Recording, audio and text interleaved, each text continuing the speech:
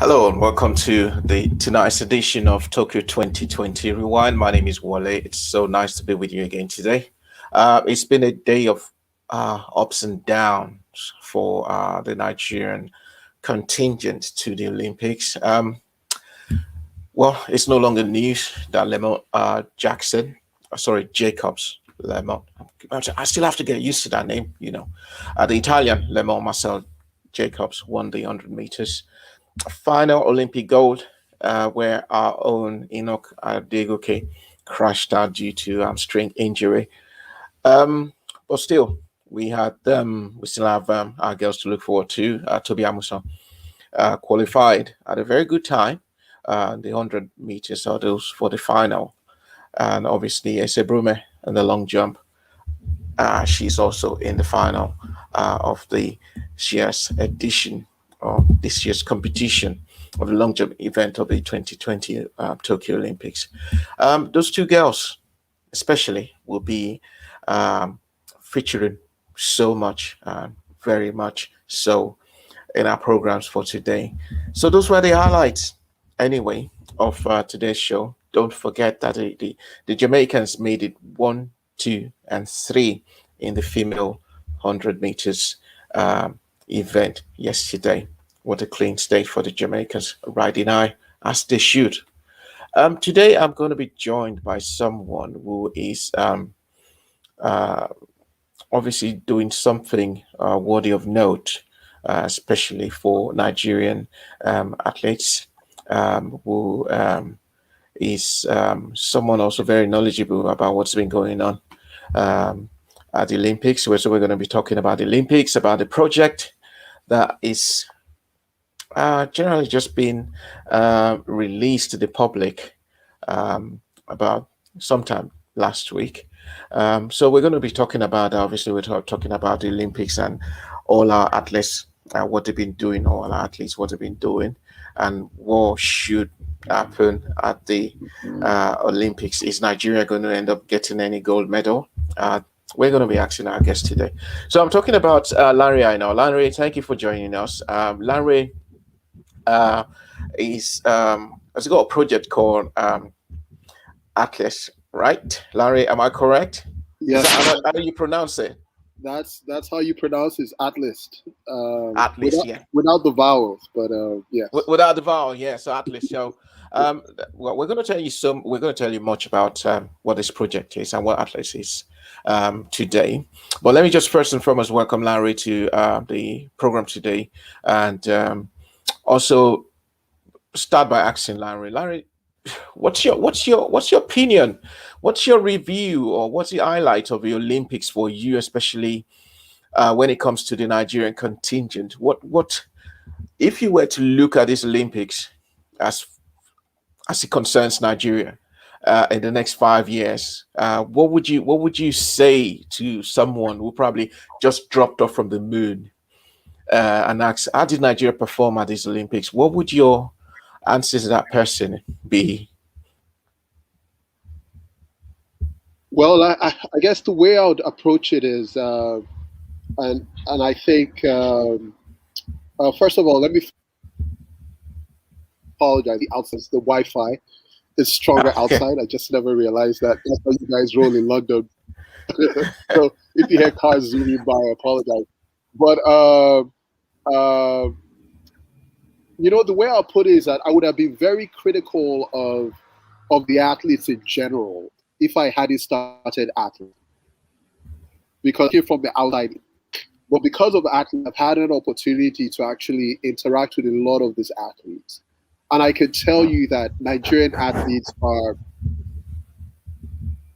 really changed me, right? You know, when I started this project, I wanted to spotlight the athletes, but it moved from just, starting sort of like a startup entrepreneurial venture to almost like a calling, just because of how, my own life changed just interacting with these guys. They're brilliant. They're intelligent. They sacrificed a lot.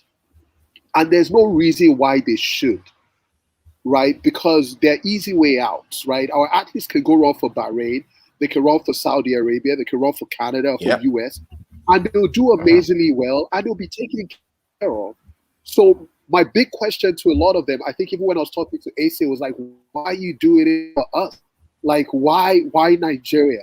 So when I look at the Olympics, I see talent, and I see a lot of talent. Think about Blessing and her heat. Think about our lads in the 100 meters. Think about all the different guys around the mixed relays. You would see talent, and that's what Nigeria always has. We have an abundance of talent, but we lack organization, and we lack the finesse that allows us to win at the high level. And sometimes that finesse doesn't come.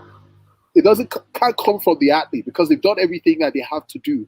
They stayed fit. They've used their vitamins. They've worked hard. They've competed, tried. Think about all our athletes. At least you think about long jump, hurdles, 100-meter hurdles, 100 meters. Like, all these guys are like top 10, top 12 in all their categories worldwide, right? So we have a bunch of talented people who sort of done it by pulling up their own, by putting on their own boots and pulling themselves up by their own shoestrings, right? But we need organization that allows us to win, and that's what you find with the UK, with the US, with China, and all these guys who are winning. So when I think about it, and I try to explain this for someone who comes from the I like what I see, because I think about the Commonwealth Games next year. I think about all the different competitions, the World Athletics that comes a couple of years after. We definitely have talent, but we cannot win if we don't have organization. Nobody wins this sort of championships without organization. I'll give you a funny joke just before I hand over. When I was interviewing Toby Amuso for this, for Athletes, for the cover of Headliner, Toby said that she couldn't find a bathtub in the whole of Lagos when she came for Nigeria trials. And she kept on asking people, where can I get a hotel with a bathtub? They were like, what's a bathtub? Just going to a shower. Like, no, I need a bathtub because I have this soap that I use on myself that sort of helps me, that massages my body, right? It helps me recover after I practice or after I race. People are like, what's that? Dude, just slip it off. Do some, put rub on yourself and you go run. You'll be okay. But when I saw a 100-meter runner, right? I forget his name. I think okay. When I saw him run, Enoch, yeah.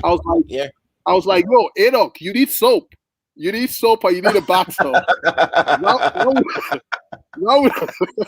But anyways, I joke. I mean, it's just a joke. It's the reality of what our athletes have to go through. And I'd actually totally share this reality, because just about was it yesterday? Oh no, 2 days ago we had Soji Fashuba and Patti Tai Olympians, and obviously Fash was the African record holder for a long time, and told us some funny yet very serious and very unconceivable, embarrassing stories of what they went through. So he, in fact, talked about a competition they went to, and they won, and he asked the Nigerian Federation, the officials there, for Nigerian flag, and there was none around. You could imagine that. Athletes, they go for competition, they don't have enough. They don't have enough kit to kit themselves, and you tend to think people improve at things. This has happened about 10, 15, 20 years ago. We are now in 2021, and we're still having the same problem. Larry, I ask you this question: Do you think these problems can ever be solved? Problems with this non-preparation, lack of organization, and all this myriad of problems. Do you think they can be solved? So I think it's a fantastic question. And the reason why I think it's a fantastic question is that the organization that we don't find in the AFN, and I'm not throwing anybody under the bus, but it's the fact. The reason any organization, the NBBF, right? So think about this. So as the header, as our, as we ran the headline project, we had 4 women. So we had Asa Brume, Toby Amuso, Oduayo Adekoroye, and we had Adara Elonu. And we had different experiences interacting with all the athletes, right? Adora Elonu's interactions, I can believe I was living in Nigeria. It was state of the art. It was world class. It was like I was dealing with the WNBA. I had to go through her coach. Her coach had to approve, and they had to know what was going on with their player. What is going to pick her up? Are you doing a regular Uber, or is it an Uber X? Where is she going exactly? What's she going for the photo shoot? And the place where she's going, I hope they have masks. Is there a COVID protocol? Oh my God, it was like, it was serious. It was the coach, and the coach was, in fact, was American, right? Because I don't even know how the MBBF did it. I think they raised private funds to build sort of American coaches and create camp in this. But I can tell you, in the same Nigeria, for the same Olympics, the organization was superb. So it's already happening. So this stuff, oh, is it going to happen? It's already happening in some other organizations within Nigeria. We just have to figure out how to copy and bring it to the AFN. And if you notice, look at art. Are there students? They're all. You could tell that there was organization, right? The business, right? You could see the organization, you could see coordination. We knew who was going to play. We knew why to play, right? It was some of the older guys who make the team because it's about organization. You guys are old. Thank you for taking us to the mountaintop. But these are the guys that are going to take over from now. And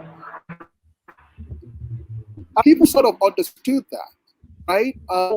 So there's something the NBA doing that I don't even know enough about, but the little experience, I can tell that there is organization there. So how do we take that and how do we bring that to the AFN and to other organized federations that we have in Nigeria? It's not all bad. From inside, seeing the good, seeing things that we can replicate. But I really feel like the AFL was really shameful, like just the whole preparation. And I think it's not a spite on them, it's a spite on all of us. It's like, how do we allow this, right? That some players are not tested enough. It's this Olympics was a shocker for me. I just, it was had a lot, had some very good projects, and I hear we. Let me just apologize again for the quality of a connection to Lanre. It's just where Lanre is at the moment. The broadband is a bit, somewhere in London. So apologies for the connection, but we'll continue with the show. So Lanre, if I got you right, so the issue is. It's not that things are not working in Nigeria, and you cited the NBBF, that's the Nigerian Basketball Federation, showing us the ways, kind of, showing us that it can work.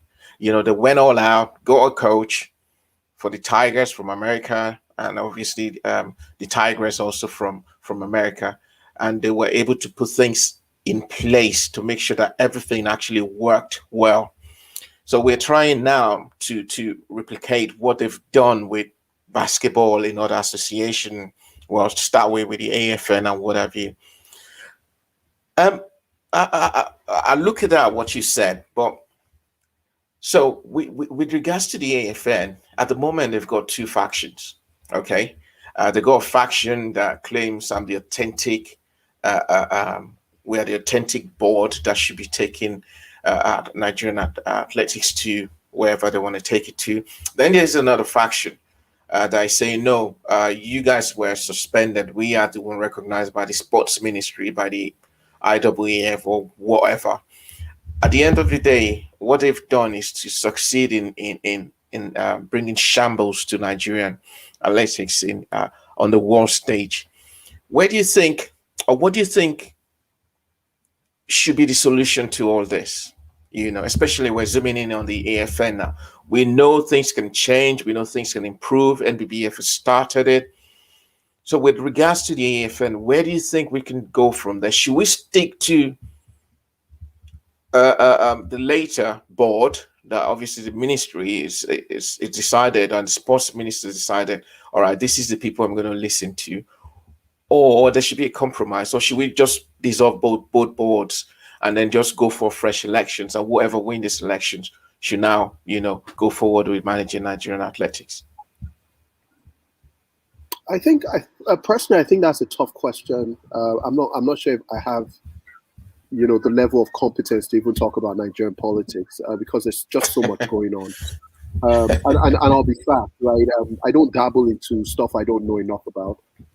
There's so much going on. And we've seen this also in the NFF, right? And when you hear both sides, you can reason with both sides. And that's how complicated Nigerian politics is. Like, both people are right. in a funny way. Legally, both people will tell you they're right. So that's a challenge. But I also know that in Nigeria, that our style of leadership has always come from the top down. And that's the kind of leadership that we've always responded to. And I think that the Minister of Sports has the capacity to straighten things out, right? They provide the funding. They provide the wherewithal for those federations to succeed and to exist. So if the Minister of Sports really wants to change sports in Nigeria, then he has the power to do it. And I think that's just my sort of like my high level answer, right? And it's not, it might not be as layered enough for people that know more than me. But that's how I see it. If there's a will, there's always a way. Like, if people really want to change this, if people really want to help these young people succeed, there's always a way. And the truth of the matter is, the time that I've spent doing ATHLST, I realize that the opportunities that athletics presents to young people in Nigeria is actually bigger than football. Really? I'm telling you, the opportunity that athletics presents to the young people of Nigeria is actually bigger than football. And this is how I would position it. If I had a child, I have two boys. One is 5, one is 2, going on 3, right? If my children were going to play sports, I would actually push them towards athletics than football or basketball, right? Because the path that athletic presents for them is amazing. They get through school. They have the ability to go to some of the best schools in the world, right? They get educated. Think about Blessing Okagbari. Think about Tobi Amuso. These girls went to UTEP. UTEP is a pretty solid school. It's the University of Texas, El Paso, right? El Paso, yeah. Think about some of they're Nigerian Americans, but think about the Ogumike girls that went to Stanford, and so the opportunities that that some of the athletics, basketball, and all that presents, I think is more rounded than football, and that we have to start to take athletics very, very seriously because we build more rounded citizens, right? So that's one. But I feel if there's a will, there's a way. I think the Minister of Sports is intelligent enough. I mean, he's Oxford graduate. Like, he doesn't come any better, right? He has to put that IQ to the work to test. And I think he also has the skills, right, to manipulate the politics, which is why I think he's uniquely positioned. So, I think we have to go back to the drawing table, and I don't know how to put this, and maybe people like Yomi or Mobega, probably have more experience in this, but I remember when I was growing up in the 90s, after my father has read newspapers, right? After he's read his newspapers, I'll go to the back page and I'll cut out the sports clippings of Daniel Effiong, of Eziwa Brothers, of Olakpade Adenike. Like those, there was one amazing picture of there's an amazing picture. My wife is telling me to calm down, getting too passionate. There's an amazing picture of Mary Oyali, right? I cut it out, put it on my wall. She was the queen of track, and I remember that there was a calendar. We knew when the mobile track and field event, or the track and something at games of Nigeria would happen, and everybody would look forward to it because everybody's coming back home. The guys in the US, the guys in college, the guys doing professional, everybody was coming back home. And And the reason why I bring that up is that the private sector has to come back into athletics. And they have to come back in a big way, whether it's through leadership, because even then I used to hear the leadership of AFN was run by a private sector guy who just ran it part-time. I mean, I think he worked at Mobile or whatever. And, he just ran it part-time. I think we have to go back to that, because those were the glory days. Those were the days that we knew that athletes could go abroad and we could take care of their insurance and their health bills and everything. And they were performing excellent. I mean, was it Barcelona 92 or was it Atlanta 96? I think it was Barcelona. The Zewa brothers got to the finals. Like, it was a big deal. Mario Yali won a bronze in 200. We came back with medals. So, I really feel like the way forward is, we have to remove ourselves and say, we have to do this in the interest of the young people, because it's their talent that we build this whole organization on.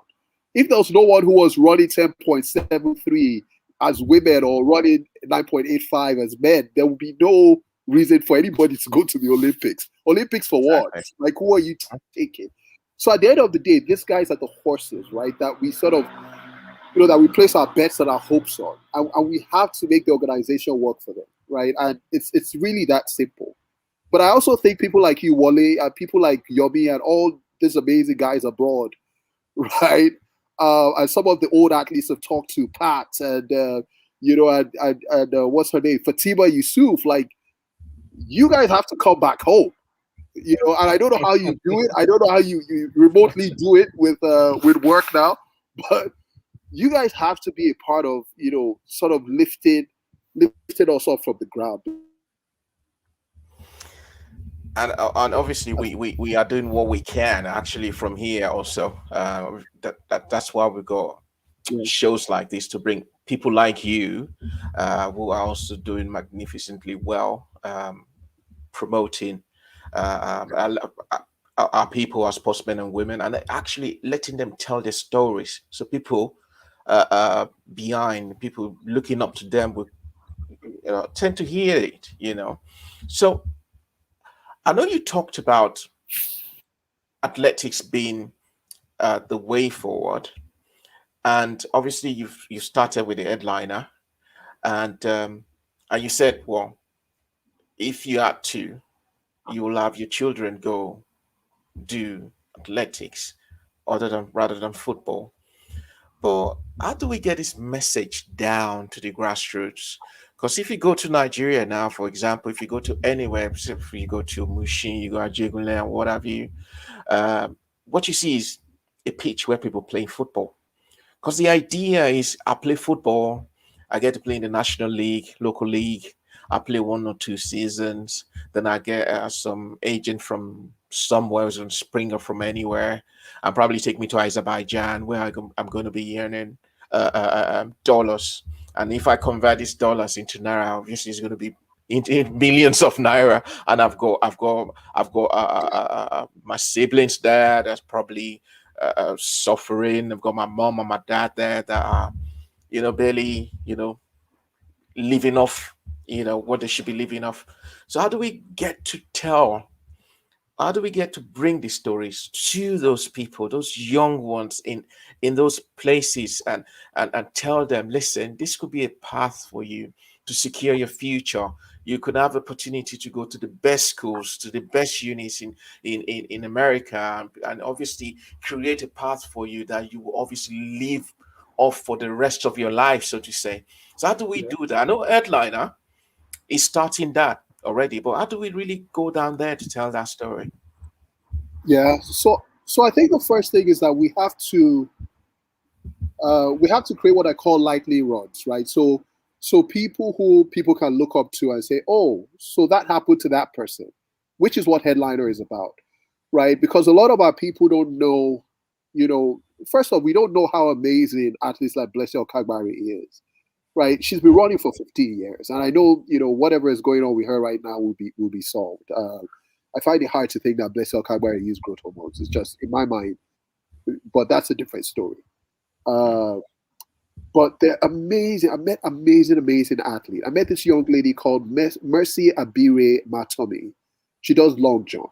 right? But she didn't qualify for Nigeria. But I know that she had done long jump for her school, LSU, in the US. Mercy is the first Nigerian athlete, right, to have a full scholarship, like a full ride at LSU, right? And because of her influence, she's also allowed. She's found ways of getting other Nigerians in. Amazing young woman, right? Brilliant. You have a conversation with her, you're blown away, right? You see the American system sort of pass through her, and she's passed through it, right? When I asked her about her story, I said, how did you get this scholarship thing? She just said, hey, I just started practicing. You know, I developed this interest for running. My parents would take me to the stadium, and you know, I started practicing. I started getting better. I went for a junior meet. I made a particular time, and all I know was that there were scouts at the meet, and they would say, hey, do you want to come school in the US? I said, I've never heard that before. You know, so Mercy is like, so there's no connection. There's no like, oh, Tinubu is your godfather. There's not like Sunday Diary is your cousin. Like, it's just it was based on meritocracy. And the reason I say that is that, you see, if your football career fails, it's technically over. You have no skill. Like, think about, we have a story on Daniel Amokachi, whose injury killed his career when he was 28. That's his prime, physically and mentally, right? And that was the end of his career. So that's why football is, I know it's high reward, but it's also high risk. The reason why I like athletics is that it creates what you call a long tail for a lot of people who might be good, might not be good, but might get a scholarship, might eventually become, you know, world famous and run a couple of nice times and do long jumps and all that. But in their prime, when they decide to retire, they have a degree.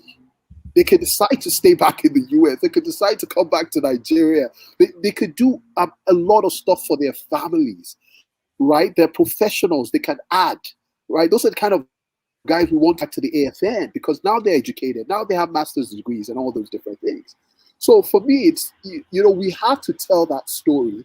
We have to sensationalize the story. It's not just enough for us to report it, right? Because I think Nigeria is really good at that. We just report the news. No, I want to customize the news, right? I want to make the news presented properly, right? To a point where someone sees it and says, oh my God, this is what I'm going to do next. And I think that's what we want to do. That's what we wanted to do with the headliner, right? To really show these people, to go behind the scenes, to show, you know, what makes them think, and, you know, and to show and to help other young people sort of, you know, sort of understand that. And I think lastly, we also have to go back to what we used to have. I think days, and I'm not that old. You know, we used to have this inter-house, inter-school competitions. Yeah, sports. I went to the Lanre. I know the guys from Adesoye College would come. You know, the guys from Uni Lanre would come. I remember Olakpade's school. I'm trying to remember it now. CNS in Lanre. You know, it was a big deal. Inter-house sports was a big deal. You saw the fastest runners, at least in that side of the country. You know, you've heard about some people that are running crazy times outside school, and you're hoping your boys, you know, can match. It was fun, and they sort of picked those guys, and they went all the way up. And I think the opportunities are now even bigger because now, you know, getting into an American university is easier than that time because now scouts are everywhere. You know, they're coming to Africa, they're doing all that, right? There's a lot of education. There's a lot of re-education about Africa. I know a couple of African coaches who are constantly, you know, sort of contacted by coaches in the West because they just want to understand what kind of strength and conditioning, you know, routines do you have, right? People want to know more about Africa. People want to know, you know, how to do well with so little. So I think it's about time to, you know, carry that ground to the grassroots, and it's not a 1 year thing, it's not a 2 year thing. It's like, you know, it's something that we have to keep on and create shows like yours, as well as, you know, more sort of like entertaining shows, you know, to show that there is opportunity. And I hope this Olympics teaches us a pretty strong lesson as a that we Mm. need to. Yeah. Okay. So, okay. All right. Thanks, Larry. So, Larry, we're going to take a quick short break. Stay there. When we come back, we're going to show a trailer about what the headliner is all about and ATHLST is all about. Okay. So, we're just going to take a quick break. When we come back after break, we're going to show what we are talking. What the heck are these guys talking about? We're going to show you a bit about the alliance. First time I saw this, I was like, wow, it's something you guys need to actually take a look at. So, if we're ready, Yummy, let's take a break, and when we come back, we talk more.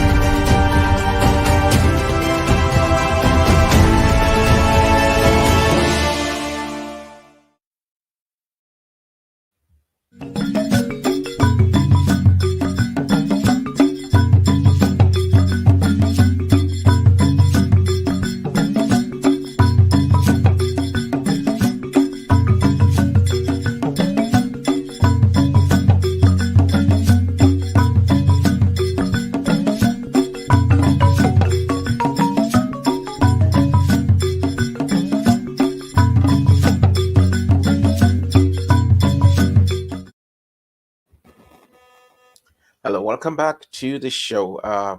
It's the Tokyo 2020 Rewind. We're going to take a trailer for the headliner in a second. If we're ready, Yummy, if we can, just take that. Waves around the world. She made history. It was the first time Nigeria won a gold medal at the Olympic Games, the first by a woman. 2.5 decades later, a new collection of women athletes will be carrying the hopes and dreams of Nigeria at the Tokyo Olympics. 4 women, 4 stories, 1 goal, as they look to make history. Today, I talked to Toby Amuso, Ese Brume, Adora Ilonu, and Oduayo Adekuroye as they share their inspiration, passion, and ultimate quest for glory. My name is Tega Onojaife, and this is Headliner.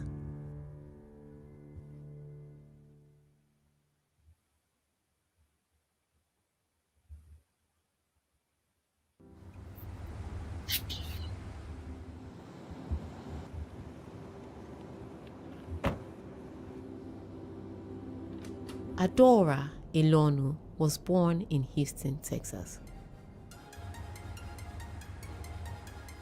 The third child and first daughter of Nigerian parents who migrated to the United States of America in search of better opportunities. I would explain life as very eventful. I had a big family of 5, so there was always something going on. If it wasn't us fighting or complaining, it was us having a good time together. Inspired by her mother, Adora fell in love with basketball. She will go on to be a part of the Texas A&M team that won the 2011 NCAA basketball tournament. What was that feeling like? I remember the meeting that we had, we said our goal was to get to the Final Four. And that always sticks out to me because we placed ourselves there before, I guess, anyone else would have put us there. And just that whole season was, I don't know if magical is the right word, but it was just very, very special. However, Adora's dream of playing basketball professionally took a big hit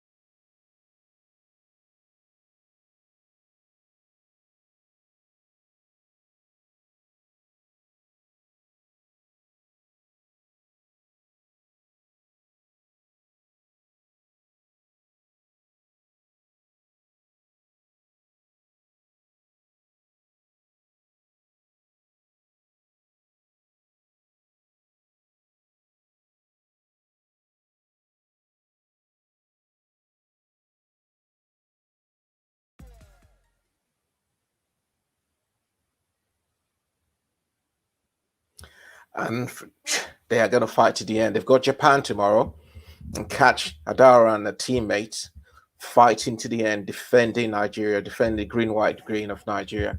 That was brilliant, Larry. I need to ask you this question: did you have to go through the eye of a needle, proverbially, to get that done? I think to do a production like that, it takes a bit of an effort, but I think as an entrepreneur, I've just learned that, like, impossible is nothing. As a Nigerian, I'm used to hard. I'm used to no. I'm used to difficulty. So that's nothing. Exactly. Yeah. So if there's one thing that I like about the DNA that we sort of that we've developed as Nigerians, is just there's nothing that is impossible to a Nigerian. We just have to commit, and if we find something that we want to commit to, whether it's good or bad, we generally win. So the mindset for me is, this is going to be hard because it's the first of a kind. So people might not understand, but at the same time, it's something that we need to do, right? It's something I need to do, for my own generation. Because when I look at the generation ahead of me, I'm asking them, where are the JJ Okocha documentaries? Where's Rashidi Ekini's story? Where's Stephen Keshi? You know what, Larry? I was just going to ask you that question. Sorry to cut you short. Yeah. Because at the beginning of that trailer, it said something. 25 years after Chioma Ajunwa. By the way, IJ, you said, where's Chioma Ajunwa? Chioma Ajunwa is in Lagos. She's still with the Nigerian police. I think she's a deputy commissioner of police in the Nigerian. We have a story. We have a story of Chioma. We have a ton of stories coming. So we have a story of Chioma.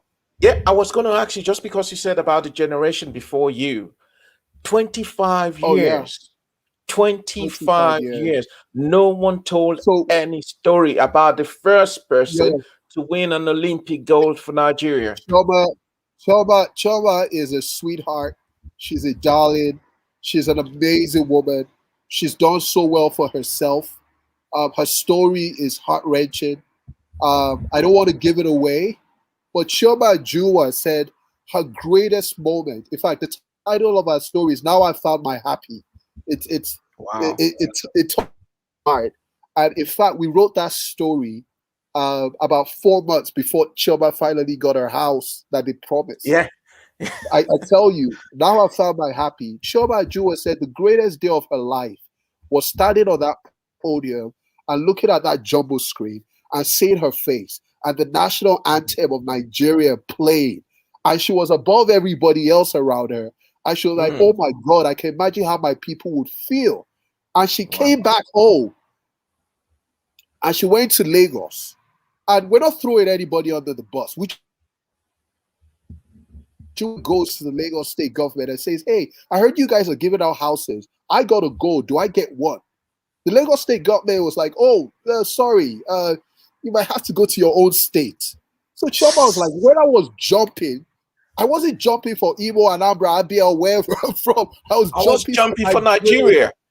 So she says, okay, well, I guess there's nothing I can do. So she goes to her state and says, hey, I've done the nation proud. I just, and it's not really like a handout. It's just like, do I get a pat on the back?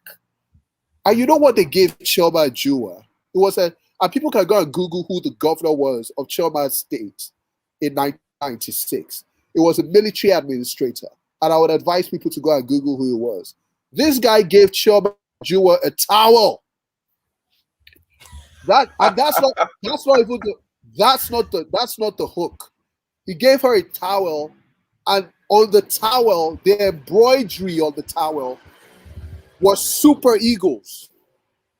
It wasn't even Chioma's name. So what we're saying is our generation has to represent change, the change that we want to see, right? A lot of people can go to the Lekki toll bridge and they can march. Some of us would march with media. Some of us would march with technology. And there are a lot of young people who are marching with technology right now. Think about the Flutter Waves and the Paystacks and all those amazing young people who are completely changing the game and bringing huge FDIs into Nigeria by just virtue of their, just their IQ and being able to look for opportunity, right, in Africa. That's the change we're talking about, and we have to change it from the inside out. So I want to see those stories, so I create them. The first time I met JJ Okocha was giving a speech to executives at Oracle at 4 Points in Lagos, and he talked 9 minutes off the top without a piece of paper about football and technology. People don't understand that for JJ to be able to play the kind of football that he's played, he probably has the same level of IQ as a human being, right? Mm-hmm. Your brain just has to work in a very different way. JJ is a brilliant man, and I want to show the world that, so I want to show the world that, how do we do that, right? So for me, it was like, spend some time at Google, gleaned a lot of, my understanding of how the internet works, helped Google launch YouTube as a product, monetization of YouTube in Nigeria, onboarded some of the first online publishers on YouTube in Nigeria, Jason Njoku of Iroko, Ibaka TV, all these different guys. These were the first set of guys that started to monetize content. And these were people that I was, I had the opportunity to work with.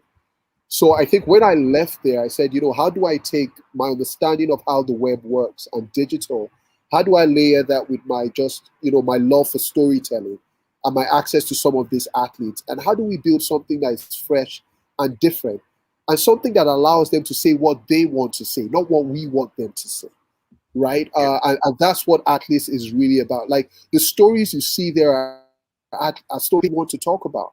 So when Tobi Amuso is talking about zero, people are like, why did you title it Zero? Because Tobi said that's how she felt when she ran at the Nigerian trials and she looked at the clock and the clock didn't even start. The clock was on zero. I was in the stadium that day. I didn't understand it because I was like, it's not possible, right? This is Nigerian trials. This is what as a kid, I read on newspapers, the mobile track and field. Like, is this not what it is? The Hail Mary, like, do you understand? Like, this is the Holy Grail. And I'm like, what? The clock didn't work? So what happens? Is there a second time? Right? Is there something we're missing? And it just didn't work. It was zero. So Tobi basically talks about, and when you go to ATHLST.com, you see her story. She says that this is how I felt, zero. That this country has not given me anything. Has not. Like everything I've had to get, I've fought for. Right? Even I'm good now and I want to show that I'm good and people are still saying, don't call me an oppressor. Like, so that's how she felt in the moment, right? Like, I don't just change her feeling about that, but she's clearly for Nigeria or Canada or Burma, right? So there's still a big love for Nigeria. She felt disappointed and she couldn't believe it. So I want to help those athletes too, right? So we can change as a community, we can change as a people, and those who are coming after us don't make the same mistakes that we have made, and I really feel like that's where we're going. I think about it, like, I don't know how many people read like I like 4 comic books. My professors, we didn't have that kind of money, right? So the comic books were the clippings at the end of that newspaper for me. Daniel Effiong, Davidson and Ziwa were my own superheroes. Those were Superman for me. Mary Ojali was Wonder Woman, right? Like, Chema Ajua was Hawk Woman, Hawk Girl. Like that's what it was, right? Because we couldn't get comic books, like so that's why this is so important that we tell these stories, because these guys are almost like our last bastion of everything meritocracy in that country. So that's that was sort of like the inspiration for what we decided to do. And it's so wonderful that you guys are doing this, because the whole essence of like our program is this: no outsider, no foreigner would tell the Nigerian story more than the Nigerian. So CNN, BBC, Fox News, Al Jazeera would not tell our story the way it should be, you know. And Yeah. I found out something when Adara was talking there, when she said she got a call from the Nigerian Federation about wanting to pay for Nigeria when she was in college. And the mom said, no, what has Nigeria done for you? So, but for her now to now go back and still express that desire to play for Nigeria. Same for Toby. Toby, zero. But she went on there, she's in the finals of the 100 meters hurdle at the Olympics, and she's going to run her hearts out to make sure she gets a medal for the same country that gave her zero. Yeah. Not a lot of people will have known this story, except they listen to people like you, like us, talking about what these girls are going through. It's not a situation of, oh, blessing failed the drug test and everybody's against blessing. Do you know our story? Do you know what has gone wrong? Over here we know how the British, how they protect their own thing. They protect theirs. They always tell the story. It's not all about winning. Sometimes it's about the story behind the winning. So it's beautiful that you're coming out with this. Whilst we're going towards the home stretch, I want you to talk a little bit about Esebrume. That's another of our medal hopeful. Essay someone I actually have had the pleasure of interviewing, having a chat with about twice now. Brilliant girl. Can you just tell us a little bit about your experience with her too, and what we should look forward to in the long jump? So, and I think I'm allowed to say this because Ace is already in the finals of the long jump, but I was in Benin when Ace was jumping. And I can tell you for a fact that if this girl puts it together,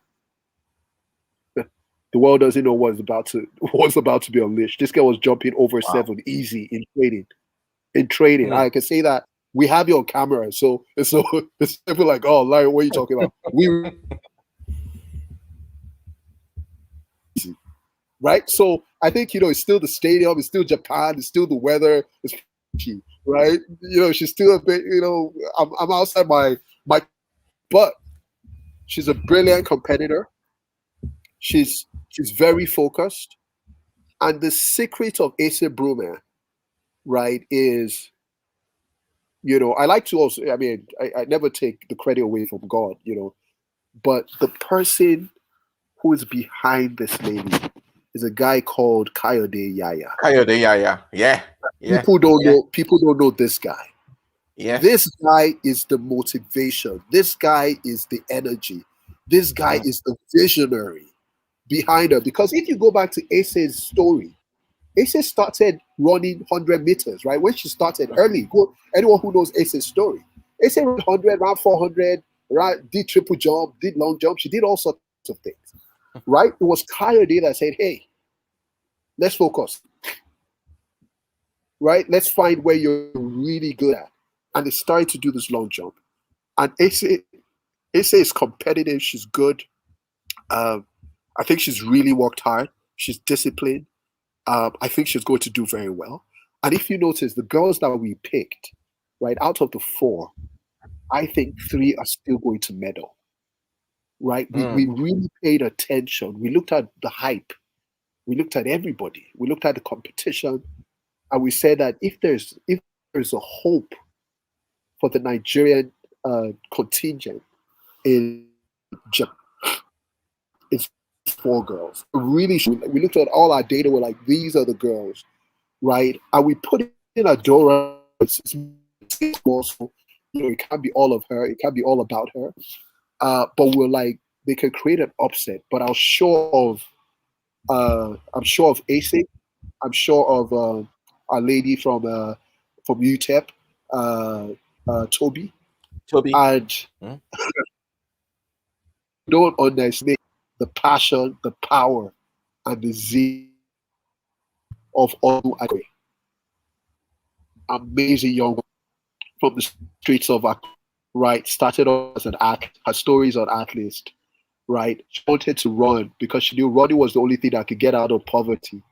She sold on the streets of Accra. She was, those people in traffic selling doo-doo at the junction of the Ikire. That's the kind of girl Odu, right? But she met Coach Aku. And Coach Aku said, "Do you want to wrestle?" She says, "Look, I want to do anything that gets me out of Akure." And that's how we started. And it started, and she started to get good. But her dad, in fact, she left the house for 3 days. And they were like, well, they had to do a missing persons report at the police station because they didn't know where their daughter was. So she had split out of the house and she went to come wrestling. Right? So her dad cares about, "Daughter, wrestle. I disown you. You're not coming back to my house, ever. You want to embarrass me." So when me go out and I'm happy with the guys, they say, "Your daughter is a wrestler, carrying people up and down the place." No way. Right? But at the end of the day, when her dad now realized that she was even probably bringing in more money than they could realize just from her meets. Her parents were like, "Okay, it looks like this wrestling, there's something there, right?" And they allowed her to do it, but they put her under the watch and the guidance of Coach Ako, an amazing guy who paid for her school fees, who made sure that she went back to school, but she was wrestling. Right? Wrestling too has another beautiful organization led by Daniel Igeli. If you don't know this guy that moved back from Canada. Yeah. Oh my God, amazing mom. Yeah. He has a whole facility by yourself. We're there, right? So it was part of the whole process of getting to know these girls and all the different things that they're going through. So Odu is another. She's fired up. If you look at her career, Odu has not won the Olympic medal. She's won everything else, but the Olympic medal, she hasn't. So she's fired up, right? My thing is that God bless the person that meets her in the finals. That's all I have to say. I say amen to that. I say amen to that. Yeah. Amen. God meets. And I hope that, I hope this story will inspire all of us to be better and to be great at what we do, right? Some of us are educationally are teachers. We're in the education field. Some of us are computer scientists. Some of us are biochemistry majors. It's our job to put Nigeria on the map. And it's not hard. We're already great people. We already do well. We just have to do it collectively now, right? We just have to, don't be quick to judge, right? Be quick to praise. Elevate everybody. Right, Igbo, Hausa, Yoruba. We need to the collectiveness amongst us. We're a great nation, and our generation can change that. And I think it's the job of the media to do that. Brilliant words, Lanre. Thank you so much. And guys, if you're watching and you just want to know about what we've been talking about, go to ATHLST.com. Okay, Yomi will be putting that on the. We'll be scrolling that at some point. Yes, so you want more, get over to ATHLST.com. So that's how it is spelled, ATHLST.com. Sign up now and you get to read, you get to listen, you get to watch, you get to read about these brilliant girls, okay? So many touching stories, so many stories I think you would not even have heard from anywhere, but you're going to find that here. Headliner, okay? So as we go, Larry, anything else you want to tell us about Headliner? Is it just going to be limited to just a track and field? Are we going to be getting to hear, see about other sports or other heroes, heroines of the days past, and people to look forward to? So the idea of Headliner is really about sports, and it's not just about Nigeria, it's about the entire Africa. And Headliner is just our first product that we put out. And Headliner, basically, it's a showcase of the most talented Africans and some of the athletes who are doing amazingly well at that particular time. Right? So it's going to happen every month. So there's a headliner every month. So you're going to have 12 headliners a year. Right, so our second headliner, we're already working working that production out already. But we do it as a sort of like a full 360 package. So you see amazing photos because, Africans, we don't take photos, right? Exactly. We take all these funny cell phone photos and we call them cell photos. No. So we have amazing photos that will come with amazing stories written by the athletes and sort of like amazing interviews. So it's almost like a 3 series. So with the headliner, you see that all the girls have written their own stories in terms of what they want to talk about. Then they have the short sort of like profile with Tega, who is another amazing woman in Nigeria who's really spearheading ladies in sports. So Tega is a reporter, our guest reporter, who sort of interviews all of them. Then we also have photo shoots that are done as part of the production, so that we want to put out those pictures, want to show that these women are amazing. And we're doing for men. We're focusing on 5 major sports now, and when we mean Africa, we're still focusing about 8 countries. So Senegal, Ghana, Nigeria, Cameroon, Ethiopia, Kenya, and South Africa first.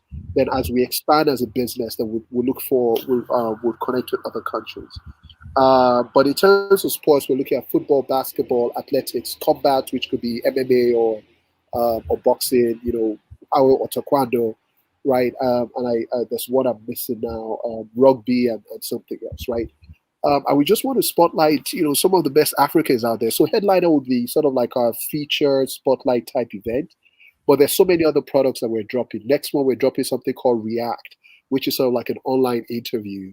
But it's based around athletes watching their own sort of highlights and sort of telling us what exactly was going on. So JJ Okocha going against what's the name, Oliver Kahn. Dude, what was going on in your head? What's going on in your head? I'd love to hear that. So that sort of, so there are a few products, and of course the documentaries are also a big one for us. We're working on a couple of very good documentaries, and when the time is right, we'll make those announcements. But again, I can promise that some of those stories that I did here growing up, I'm doing something about it. Let me just put it that way. Yeah. Lanre, it's been a pleasure talking to you today. Absolutely. But I won't let you leave without telling me how many medals. I don't want to put you on the spot now, on the spot. How many medals do you think Nigeria is going to end this Olympics with? So I think we might go home with 2 or 3 medals. I think that's how I'll put it. I really think that would have a gold, and I think that gold might be between SA and Oduayo. That's what I really feel. I think Toby is going to medal also, but Toby is just more competitive. Her sort of her group is so much more competitive that I can't predict, but I know she's going to medal. Like, it might be the bronze, it might be the gold, it might be the silver. And hurdles is it's so high stake, right? You click that thing slightly, you can move from first to the last in a split second. So, but I think she's been consistent. I think she's really worked hard, and she's a really focused young lady. So I think we have about 3 medals. But the ones that I think are already in the bag, the ones I feel very strongly about, or do and SA. I think SA is going to really shock us in the finals. I think she's been building up to this very moment. I know there's a lady in Germany that's going to give us a run for our money, but we'll see. Like Paula White said, we might have to command the angels from Africa. we just might. We have to get the angels of Africa to go to Japan. But so I think 3, and I think 3 will just be, it would be a way, to just say, what, it wasn't a good Olympic. We have talent. Let's get ready for the next one, I think. And I think those girls have just worked too hard not to, and they're role models. Like, I just, I pray that, that the universe, just aligns for them, and that's what sports is, right? I just pray that the universe aligns for them at the right time and everything's perfect, right? And SA might just do what Chioma did, first jump, and that's it. Exactly. And that's it. And that's it. It's been great talking to you, Lanre. Thank you so much for gracing our show today. and hopefully we get to speak to you maybe at some point before the end of the Olympics or at the end of the Olympics, when we're going to be celebrating your girls and the medals. Absolutely. Thank you so much. I Have a appreciate great it. night. Take Thank care, you. man. Thank you. Thank Good you. night. So that's our show today. Oh, thank you so much for joining us on the show. And we got loads of comments that came through in the comment section today. I want to say thank you to Chris, Sandra, Victor Folaya, Atlang, Mufiken. Sorry if I pronounced your name wrong. Victor Folaya said he thinks ATHLST.com is dope. And we got thumbs up from IJ. IJ obviously said nothing is impossible to a Nigerian. I say amen to that, definitely. Um, um, People are talking about wonderful news, looking forward to headliners and ATHLST.com. And people saying, lucky you, Lanre, you have the whole field to yourself, so many stars to cover, and I need to read this. Yoshi Otamura. That sounds like a Japanese name. Says, wait, what? What were Nigeria? What was Nigeria Pride back then? They gave her a towel. Ah, yes. Better believe it, Yoshi. Yeah, they did give her a towel. So, and people obviously are saying, well, people watching us from all over the world, London, South Africa, and Nigeria, and um, I want to thank you, every one of you, for joining us on the show today. I hope you thoroughly enjoyed it. And please go out there, type ATHLST.com, check it out.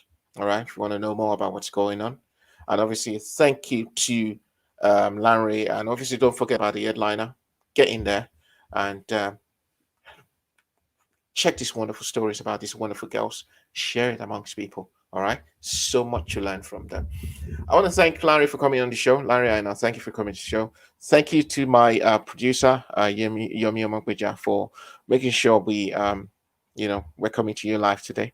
And to every one of you out there, have a great week ahead. And don't forget to always stay safe. From me, Wale, I'll see you soon again, Tokyo 2020 Rewind, hopefully very soon. So have a great night and a great week ahead. Goodbye.